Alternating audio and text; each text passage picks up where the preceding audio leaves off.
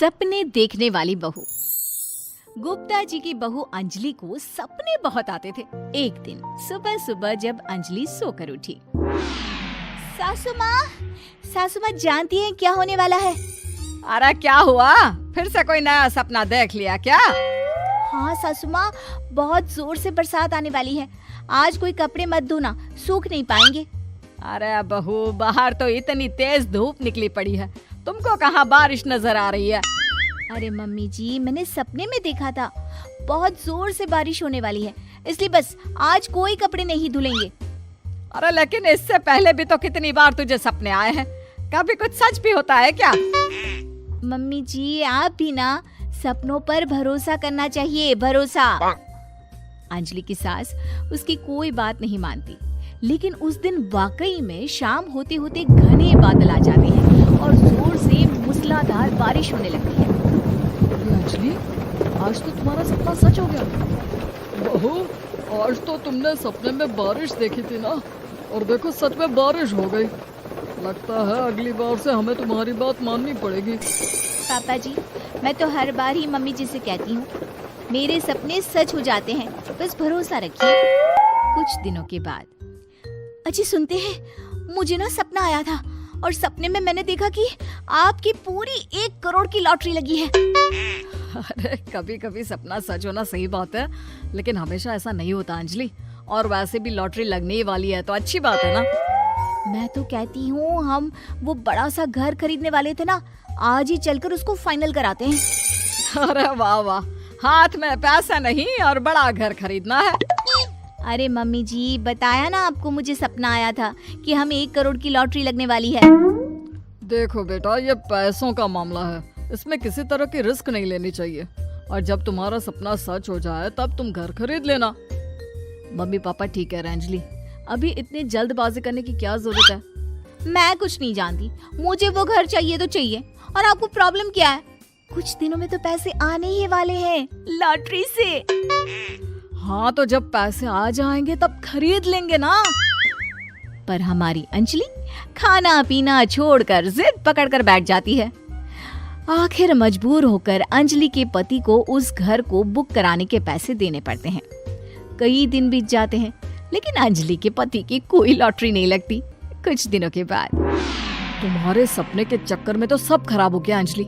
ना लॉटरी लगी, ऊपर से बेकार में ही सारी जमा पूंजी उस घर को खरीदने में खर्च हो गई। थोड़ी दिन तो इंतजार करो, अब ऐसा थोड़ी ना होता है कि आज सपना आया और कल आपकी लॉटरी लग गई। मैंने तो पहले ही कहा था, तुम्हारी बीवी को तो हर सपने पर विश्वास करने की आदत पड़ गई है। ऐसा भी कहीं होता है क्या? कुछ दिनों के बाद अचानक से अंजलि के पति के पास एक फोन आता है और पता चलता है कि उसकी 1 करोड़ की लॉटरी लग गई है। अरे वाह अंजलि, ये तो कमाल हो गया, मेरे तो सच में लॉटरी लगी। अरे भगवान भला करे तुम्हारा। हाँ हाँ बहू, अब तो तुम जो कहोगी हम वो सब बात मानेंगे। तुम्हारे सपने का मतलब तो पूरा का पूरा सच होता है। अरे बिल्कुल ठीक कहते हैं, मैं तो बेकार में ही बहू को उल्टा सीधा सुनाती थी। अरे इसके सपने तो वाकई में सही हो जाते हैं। अपने घर वालों की बात सुनकर अंजलि मन ही मन बहुत इतराती है। उसे लगता है कि अब वो जो भी सपना देखेगी सच हो जाएगा। और इसी चक्कर में एक दिन अंजलि को सपना आता है कि अचानक उनके घर पर बहुत सारे मेहमान आने वाले हैं। यही सोचकर अंजलि अपनी सास को कहकर बहुत सारा खाना पहले से ही बनाकर रख लेती है। सुबह से शाम हो जाती है। हमने इतना सारा खाना बना लिया, लेकिन हमारे घर तो कोई मेहमान आया ही नहीं। हाँ मम्मी जी, अब तो रात होने आई है, लगता है ये खाना हम लोगों को ही खाना पड़ेगा। गुप्ता जी का परिवार पूरे 2 दिन तक उस खाने को खाकर खत्म करता है, लेकिन अंजलि की ये अपने सपनों पर भरोसा करने की आदत इतनी जल्दी छूटने वाली कहाँ थी। एक दिन अंजलि की सास अपने किसी रिश्तेदार के घर जाने के लिए कहती है, अरे अंजलि बहू, मैं जरा 2 दिन के लिए बुआ जी के घर जा रही हूँ। देखो तुम पीछे से घर को अच्छी तरह संभाल लेना। हाँ ठीक है मम्मी जी, आप चिंता मत kariye, मैं सब कुछ अच्छे से संभाल लूंगी।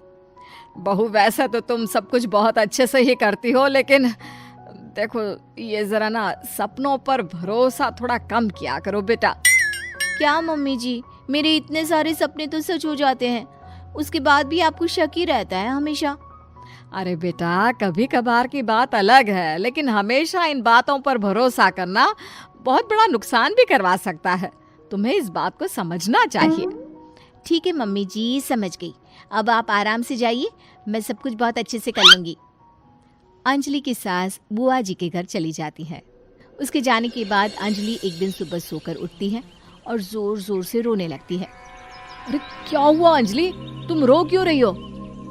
बहू सब ठीक तो है ना? क्या कोई बुरा सपना देखा?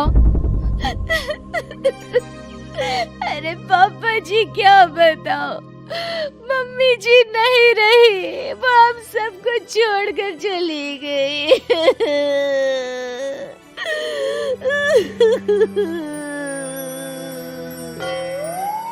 छोड़कर चली गई? अरे क्या मतलब है? वो तो अपनी बुआ जी के घर गई है ना? पापा जी, सासू माँ बुआ जी के घर नहीं, भगवान जी के घर गई है। अरे अंजलि, सुबह सुबह कैसी बात कर रही हो? बुआ के घर गई है, कुछ नहीं हुआ है उनको। मैंने सपने में देखा था, मम्मी जी भगवान को प्यारी हो गई है। अंजलि का पति उसे समझाने की कोशिश करता है, लेकिन अंजलि के बार बार कहने पर वो भी इस बात पर भरोसा कर लेता है कि अब उसकी माँ दुनिया में नहीं रही। सारे गांव में ये खबर फैल जाती है कि अंजलि की सास की मौत हो गई। भगवान, अब हम क्या करेंगे? तुम्हारे सर से माँ का साया उठ गया। मैं तो कहती हूँ पापा जी, इनको बुआ जी के घर जाकर मम्मी जी की डेड बॉडी को ले आना चाहिए, तब तक हम उनकी अंतिम यात्रा की तैयारी करते हैं। अंजलि का पति अंजलि की बात सुनकर बुआ जी के घर के लिए रवाना हो जाता है। उधर अंजलि अपनी सास के अंतिम संस्कार की सारी तैयारियां कर लेती है। मोहल्ले के सारे लोग वहां पर आकर इकट्ठा हो जाते हैं। बहुत बुरा हुआ, मेरी सास मुझे बहुत प्यार करती थी, बुआ जी के घर गई थी। अरे हमको क्या पता था कि भगवान जी के घर जा रही है।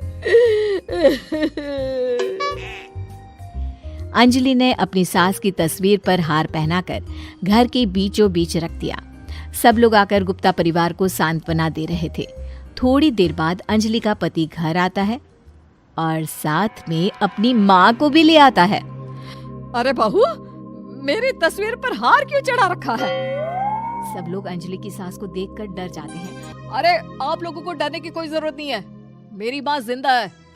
ये तो मेरी बीवी के सपने के चक्कर में हम लोगों ने अपनी माँ को मरा हुआ समझ लिया। बहू, सपने देखना ठीक है, पर अपनी जिंदा सास का अंतिम संस्कार करना बहुत बड़ी गलती। इसके बाद अंजलि की अपने सपनों पर आंख मूंद कर भरोसा करने की आदत हमेशा के लिए सुधर जाती है।